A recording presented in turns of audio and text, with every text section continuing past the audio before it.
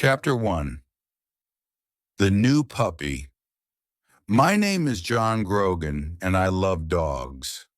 When I was 10 years old, my father gave me my first dog. I called him Sean. Sean was my best friend.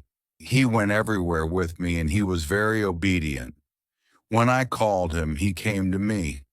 He played with me, and he walked next to me without a leash. In the car, he sat next to me quietly. After many years, Sean died. He was 14 years old. By that time, I wasn't a boy, I was a man. I had my first job. Sean was a great dog. I wanted to get another dog, but it had to be as wonderful as Sean. Some years later, I moved to Florida and married Jenny. Jenny and I had jobs with newspapers. We were very happy. We were young and in love, and life was wonderful. One day I bought a plant for Jenny. It was very large with beautiful white flowers. Jenny loved it, maybe too much. Every day she gave it water. In the end, the plant got sick and died. Some days later, I woke up early. Jenny wasn't in bed. I found her at the table with a newspaper. She had a red pen in her hand. "Jenny," I said, "what are you doing?" She showed me the newspaper. It was open at a page of ads. "Look at this, John," she said. I saw an ad with a big red line under it. Beautiful Labrador puppies, 5 weeks old. "I can't forget about that plant," Jenny said. Why couldn't I look after a plant? I only had to give it water, but I killed it. She looked sad, but then she smiled. "I can't look after a plant, but maybe I can look after a dog. And later, maybe I'll be ready for a baby." I thought about that. Jenny and I wanted to have children one day, but we loved dogs too. Our little house was a good place for a dog. We lived near a park and near a beach, and the house had a big yard with lots of trees. "Okay," I said. I put my arms around Jenny. "Let's get a dog." So some days later, we drove to the address in the ad. The house was in the middle of some woods. A woman came to the door, and there was a beautiful yellow Labrador with her. "I'm Lori," said the woman. "And this is Lily. She's the puppy's mother." "Where's the father?" I asked. "Oh," said Lori. "Sammy boy? He's around here somewhere." Then she said quickly, "Do you want to see the puppies?" Lori took us into a room behind the kitchen. There were a lot of newspapers on the floor and a large box by the wall. In the box were 9 yellow puppies. "Oh," cried Jenny, "aren't they beautiful?" We sat on the floor with the puppies. One little puppy really liked us. He climbed up our shirts and looked into our eyes. "The puppies are $375 each," said Lori. "But you can have that puppy for $350. I stood up and turned away from the puppies. Then I turned back quickly and shouted loudly. The other puppies ran away, but the little puppy ran to me and climbed over my shoes. "That's our puppy." Jenny laughed. I held him in front of my face. I looked at him and he looked at me. He had very large brown eyes. I gave him to Jenny and she held him too. "I think he likes us," I said. "We paid Lori for him." "Come back for him in 3 weeks," she said. "He'll be 8 weeks old, so you can take him then." We thanked Lori and said goodbye.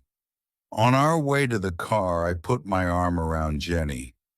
"Isn't it wonderful?" I said. "We got our dog." "Yes," she said. I can't wait to bring him home. Suddenly, we heard a loud noise in the woods. Something ran out of the trees, something large and yellow.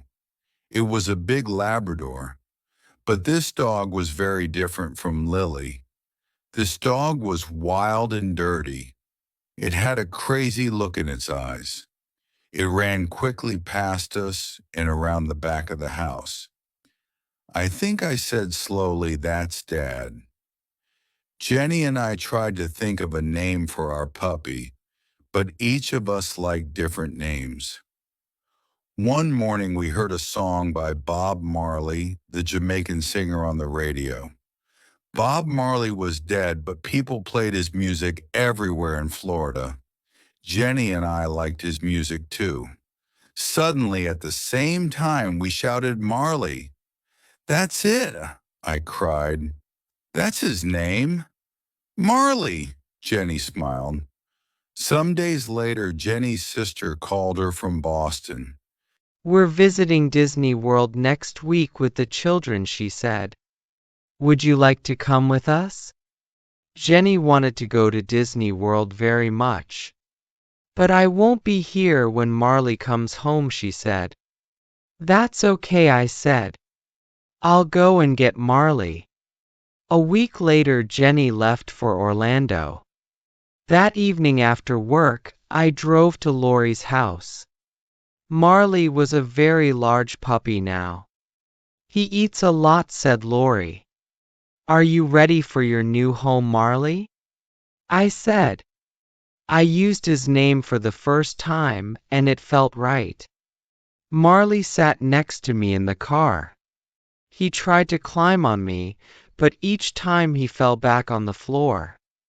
In the end, he climbed up and sat on me. He wagged his tail happily. When we got home, I took off his leash. Marley began to sniff. He went around the house and sniffed everything. Then he sat back and looked at me with his large brown eyes. I could read Marley's thoughts. This place is great. But where are my brothers and sisters? I took Marley to the garage next to the house. It was a warm, dry room. "Marley," I said, "this is your room now." I put some newspapers down on the floor. I put some playthings down too. Then I put some water in a bowl and made a bed from a large box. "You're going to sleep here," I said.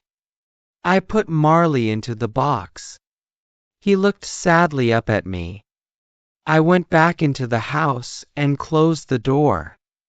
I stood and listened. I could hear nothing. Then I heard a cry, and then another cry. The cries got louder and louder. When I opened the door again, Marley stopped crying. I petted him for some time. Then I left again and closed the door.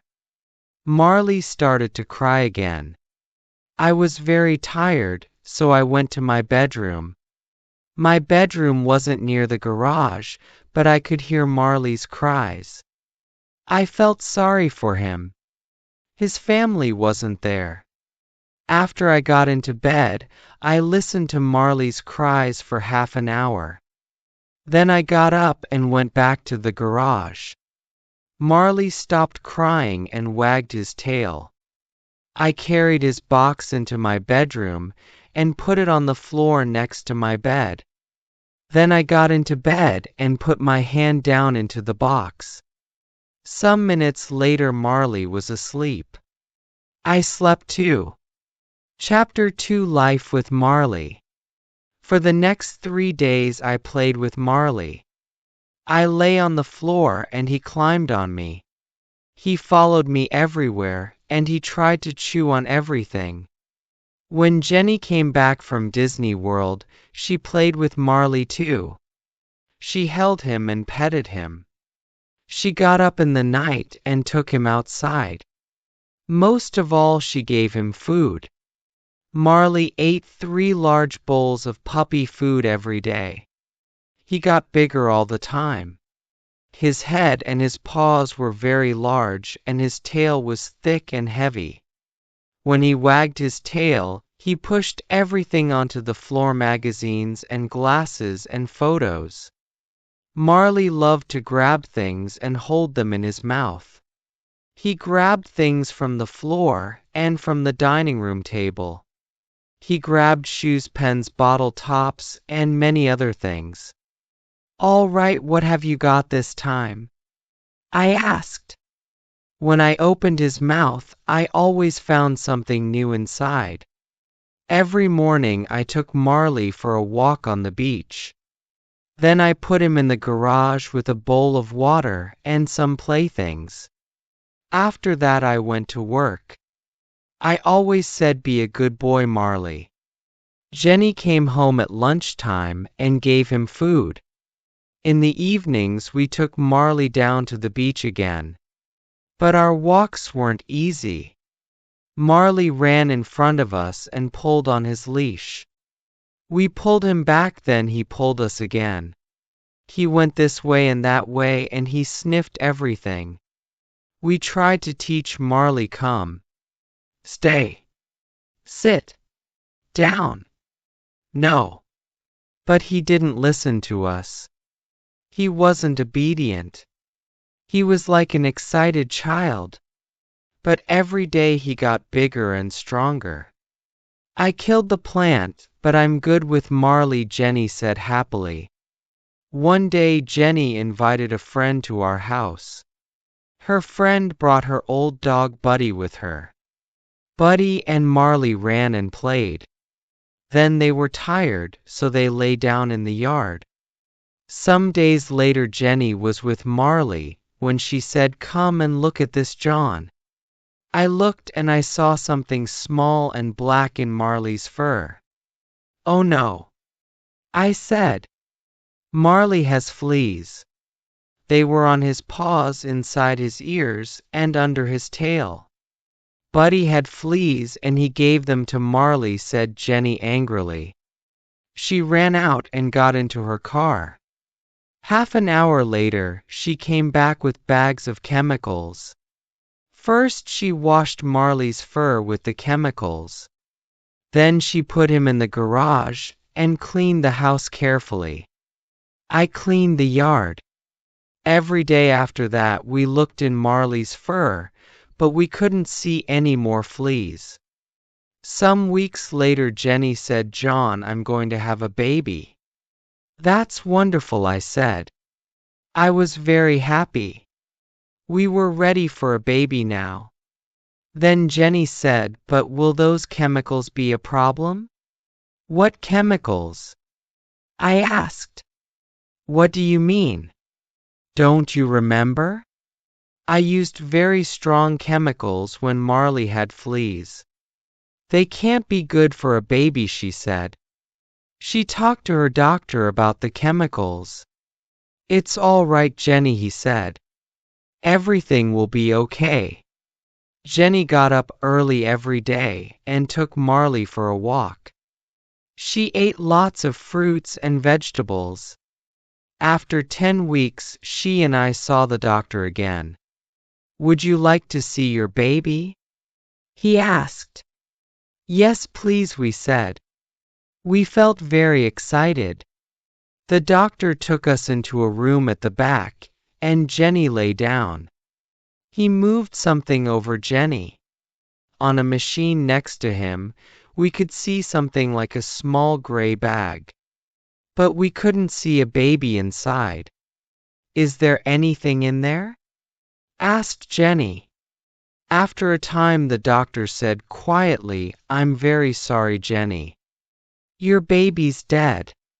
I felt sick. I sat and held Jenny's hand. We didn't say anything for a long time. When the doctor left, I put my arms around my wife. Later I took her home.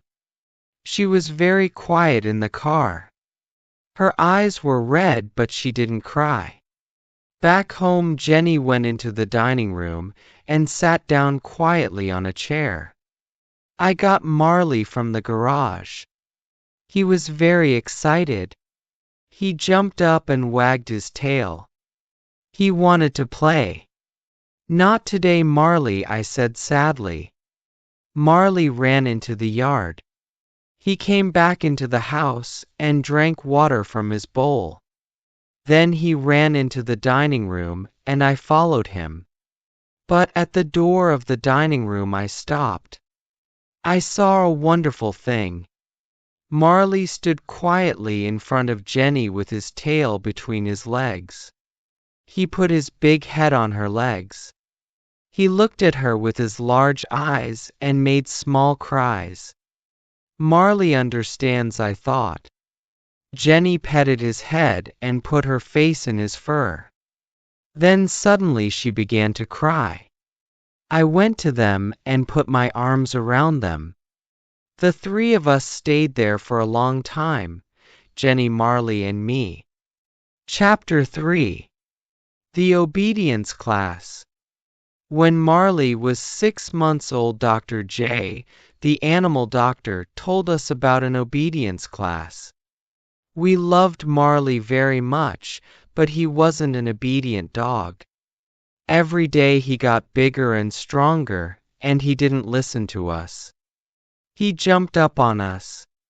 He grabbed things in the house and chewed them. When I bought flowers for Jenny, Marley ate them. We met the teacher of the obedience class. She had a cold face and she didn't smile. There are no bad dogs, she said, but there are some very weak people. The class was every Tuesday evening. We put Marley into the car and drove to the first class. When Marley saw the other dogs, he got very excited. A party. He jumped out of the car. I ran after him, but I couldn't catch him. Marley sniffed every dog before I caught his leash. Take that dog back to his place in the line, said the teacher. Who is going to be his boss, you or your wife? I am, I said. Me too, said Jenny. No, said the teacher. A dog can only have one boss. Okay, said Jenny. I'll do it. The other dogs sat quietly in a line. Jenny took Marley to his place. I stood and watched. Suddenly Marley saw another dog at the end of the line. That dog looked interesting. He started to pull Jenny. She tried to stop him, but she couldn't. Marley was stronger than Jenny, so he pulled her to the other dog. Then he sniffed around it. That dog thinks he's the boss, said the teacher coldly. She started to teach the class, sit and down.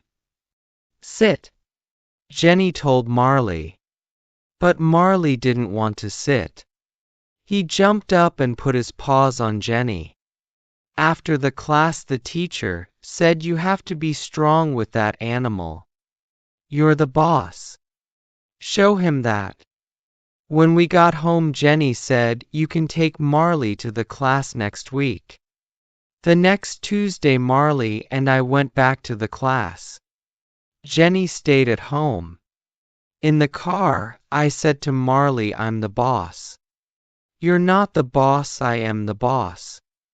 Do you understand? But Marley only looked at me and wagged his tail. Then he tried to chew my hands. In this lesson, the dogs had to walk quietly next to us.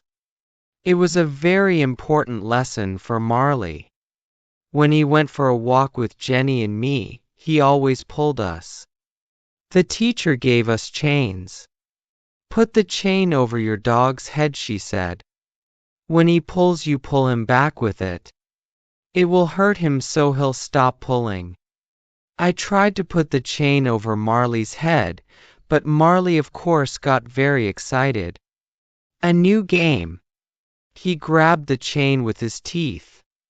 I tried again, but each time Marley grabbed it. In the end, I got the chain over Marley's head and started to walk with him. When Marley pulled in front of me, I pulled him back with the chain. But then he pulled away again. "Here," said the teacher. "I'll show you."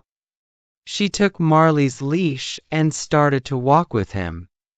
Marley pulled the chain and the teacher pulled him back. But then Marley pulled the chain again. This new game was great.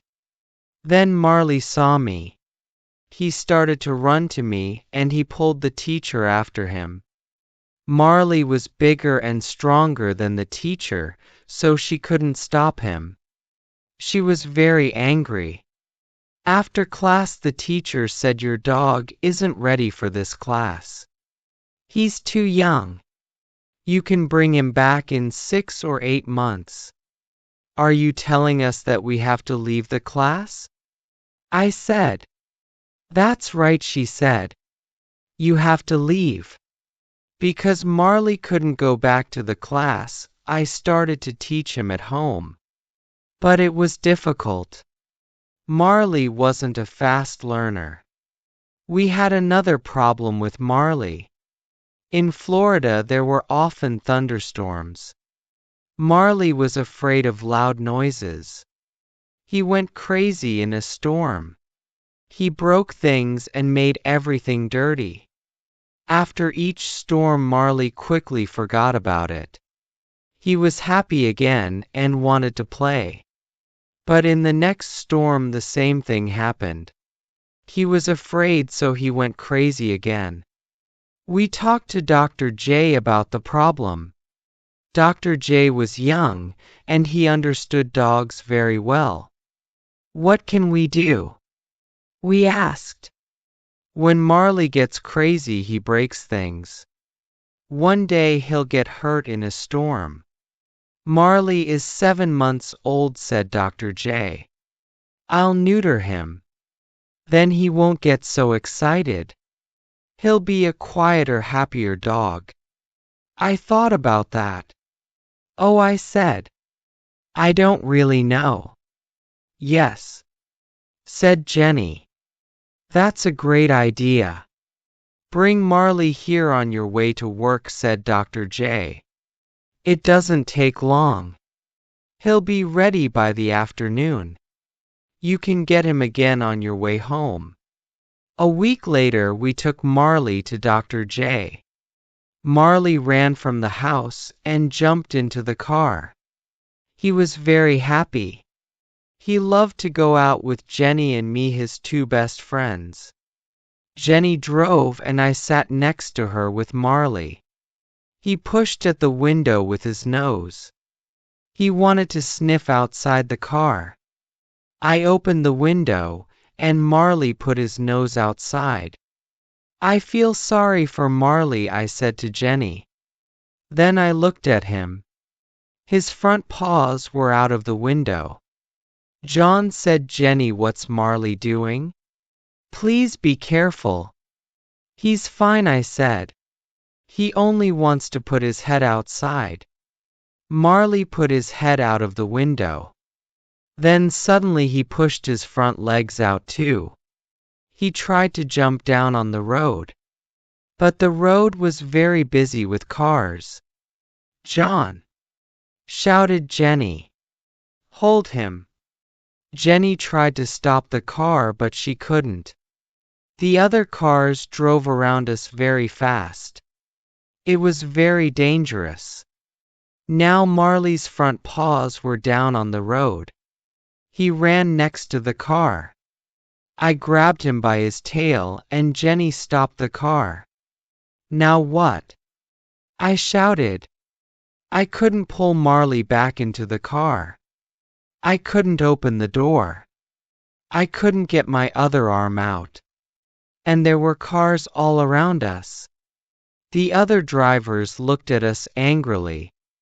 Jenny opened her door and got out of the car. She ran around it and grabbed Marley. I opened my door and got out too. In the end, we got Marley back into the car. When we got to Dr. J's, I took Marley inside. He sniffed everywhere, then he pushed over a table with magazines on it. I gave Marley's leash to Dr. J. Please neuter him as quickly as possible, I said. Please. That evening when I took Marley home, I saw a change in him. He wasn't excited and crazy. He moved quietly and slowly. Good, I thought. Chapter 4: Changes at Home. Jenny and I worked hard at our jobs. We also worked hard at home. So one evening I said, let's go on vacation, Jenny. The next day I bought 2 airplane tickets. They were for a 3-week vacation in Ireland. What are we going to do about Marley? Asked Jenny. We can leave him in the house, I said. Somebody can stay here with him. Marley is a difficult dog, said Jenny. That person will have to be kind but also strong. He or she will have to be his boss. I know, I said. Then I had an idea. Kathy loves animals. Kathy worked in my office. The next day I asked her, and she said yes. Before she arrived, I wrote some notes for her about Marley. There were 6 pages of notes. I showed them to Jenny. Did I forget anything? I asked. Jenny read the notes, then she said, you can't tell Kathy all that. She won't want to stay with Marley. But when Kathy read the notes, she smiled. Marley and I will be fine, she said. Have a great vacation. Jenny and I had a wonderful vacation in Ireland. The weather was fine and warm.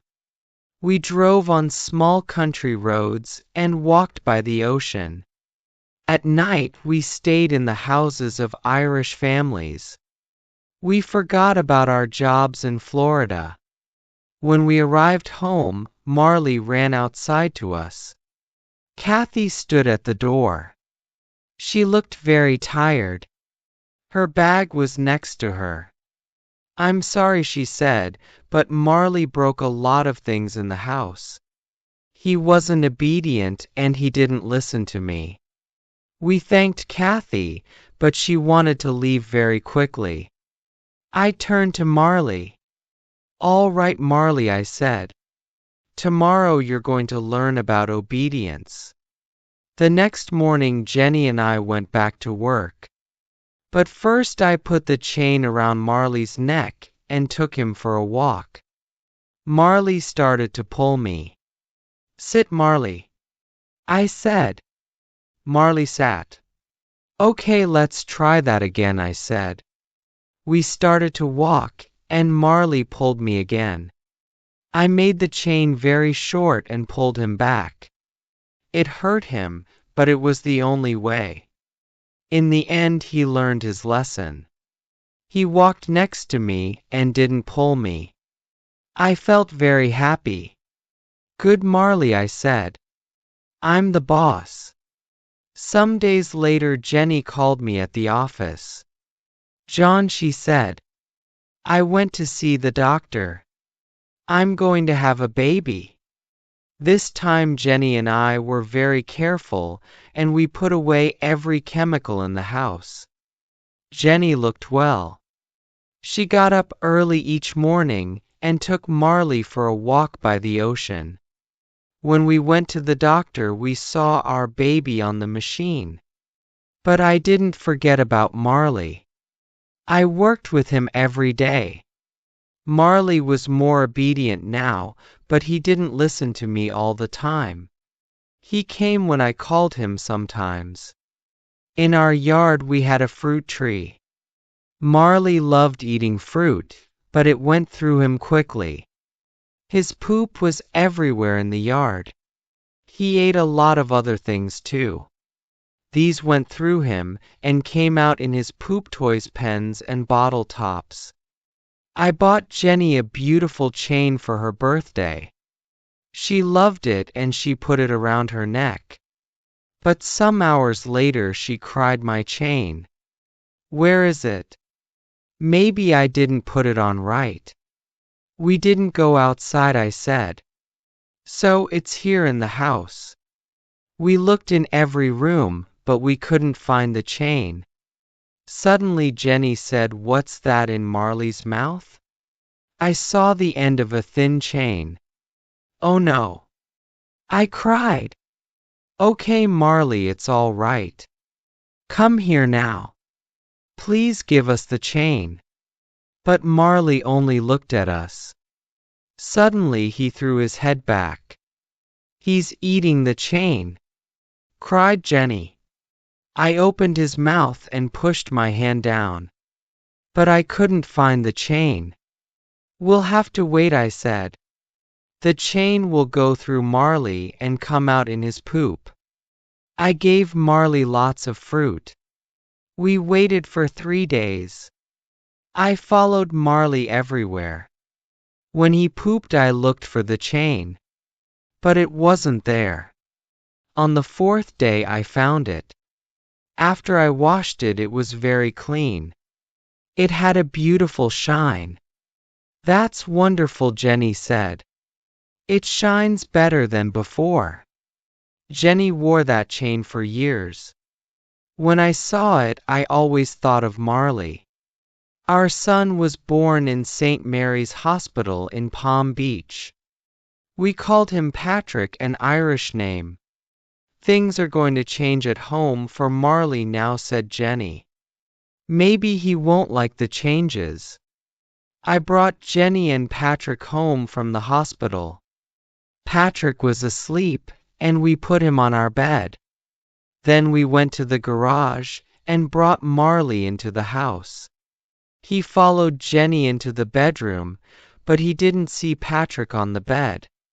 Then Patrick made a small noise and Marley's ears went up. Where did that noise come from? Patrick made another noise.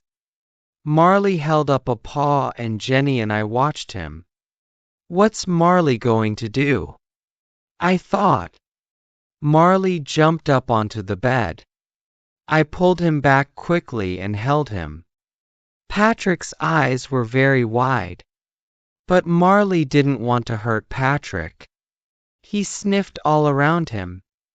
Now Marley had a new best friend. When he was near Patrick, he wasn't wild and crazy. At night, he slept under Patrick's bed. 6 months later, Patrick started to move around. Marley lay on the floor, and Patrick climbed over him. Sometimes Patrick pulled Marley's fur. But Marley lay quietly and didn't move. We were parents now and we were happy.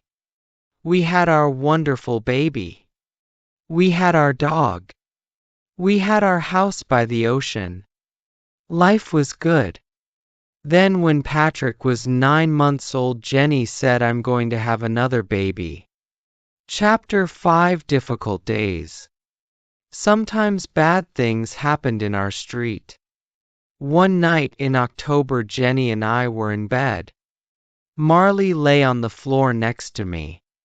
Suddenly I heard a cry, the cry of a girl. It came from the street outside. I felt afraid, but I jumped out of bed. "Come with me, Marley," I said. "Please, John, don't go out there," said Jenny. "Call the police," I said. "I'll be careful." I held Marley by the end of his chain. The girl cried again. We went outside, and a man ran away down the street. 2 young men ran to me. "Go and stay with the girl," they shouted. "Help her. We're going after the man." I ran to the girl. She was my neighbor's daughter, Lisa. She was 17 years old. Her shirt was red and wet. "What happened?" I asked. "I was in my car," she said. "A man got in and put his hand over my mouth. He said, 'Don't make a noise.' But I did, and he cut me with his knife." I held Lisa in my arms. "It's going to be all right," I said. But I didn't really think that. Lisa's face was gray and she was very weak. I looked at Marley. He stood and looked down the street. He looked strong and ready for a fight.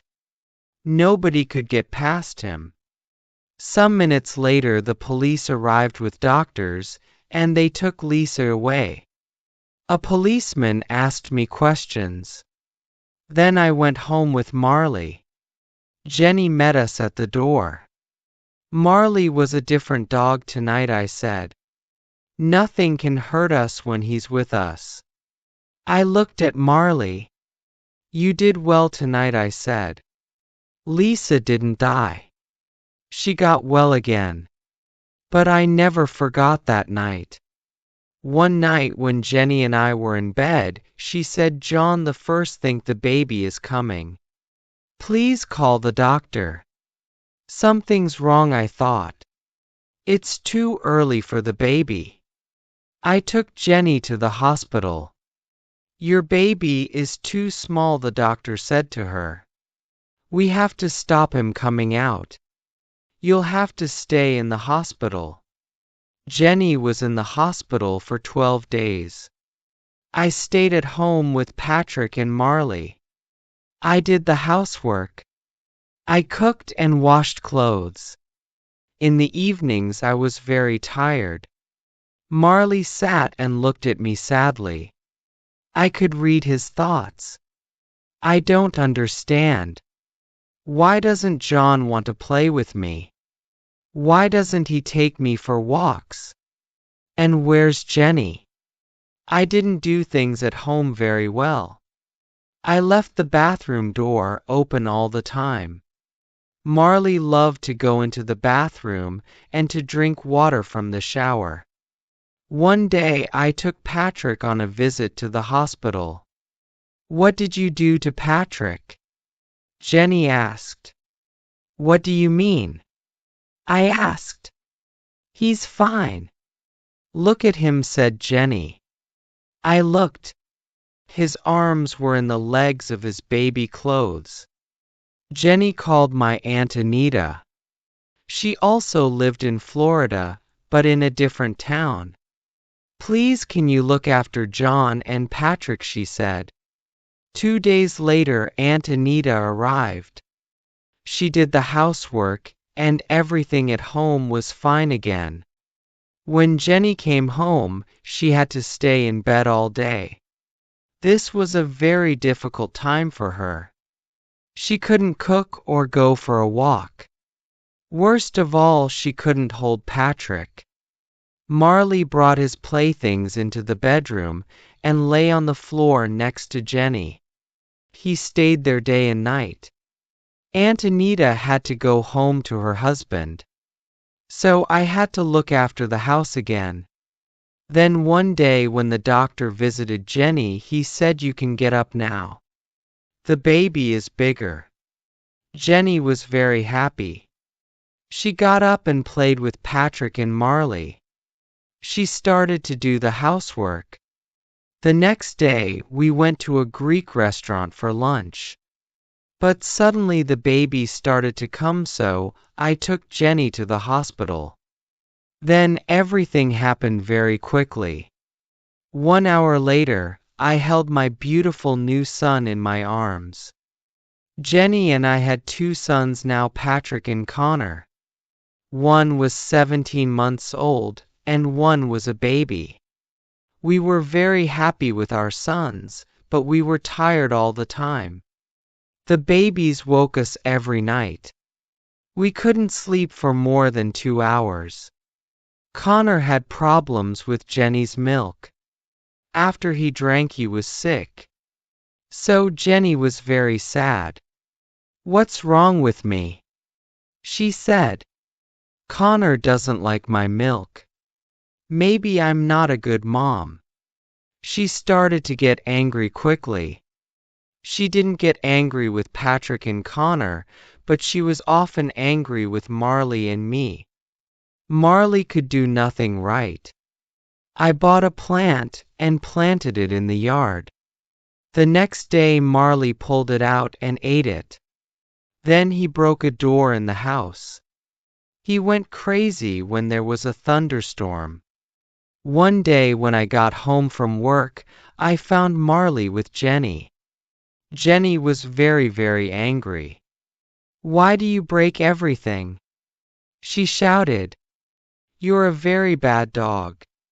Marley stood with his head down, and she hit him again and again.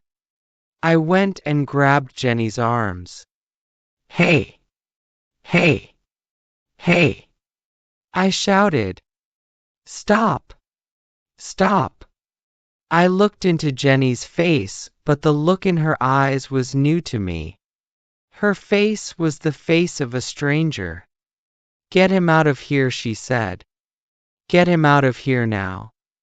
I opened the front door, and Marley ran outside. When I turned back for his leash, Jenny said, "You have to find Marley a new home." She couldn't mean it. She loved this dog. I walked out of the door. Marley ran and jumped around. He wasn't hurt. I took Marley into the street and said, "Sit." He sat. I put his chain over his head with the leash. Then I took him for a very long walk. When we got home, Marley was very tired. I took off Marley's leash and he ran to his bowl. The water went everywhere on the floor. I cleaned it. Jenny sat in a chair with Patrick and Connor. When I walked past her, she said quietly, "I want that dog to leave." I felt very sad. Marley was my friend, and I loved him. I didn't want to find a new home for him. But I also had a wife and 2 small children. I had to think about them. I talked to my friends and neighbors about Marley. "Do you want a Labrador?" I asked. But nobody did. I looked in the newspapers. They were full of ads from people with dogs, and a lot of the ads were for Labradors. These people paid a lot of money for their dogs, I thought. But now they're looking for new homes for them. Maybe Labradors are too difficult, too big and strong. Marley wasn't an easy dog. He wasn't obedient and he broke things. But we brought him to our home when he was a puppy. He loved us and we loved him. He was our dog. I took Marley back to the obedience class. A different teacher was there now. This time things went better. I said, "Sit." And Marley sat. I put the chain around his neck, and he walked quietly next to me. I said, "Stay." And he stayed. I walked away from him, but he didn't move. Then I turned and said, "Come." Marley ran quickly to me. "Good boy, Marley," I said. Good boy." At the end of the 8 weeks, the teacher gave me a paper. It said Marley did well in the obedience class. I was very happy. On the way home I sang. After this, a wonderful thing happened. Jenny got better. She stopped being sad and was strong and happy. She was a good mother to Patrick and Connor, and she was kind to Marley again. She danced around the room with him. Sometimes at night when he was quiet, she lay on the floor with him, her head on his neck. Jenny's here with us again, I thought. That's great.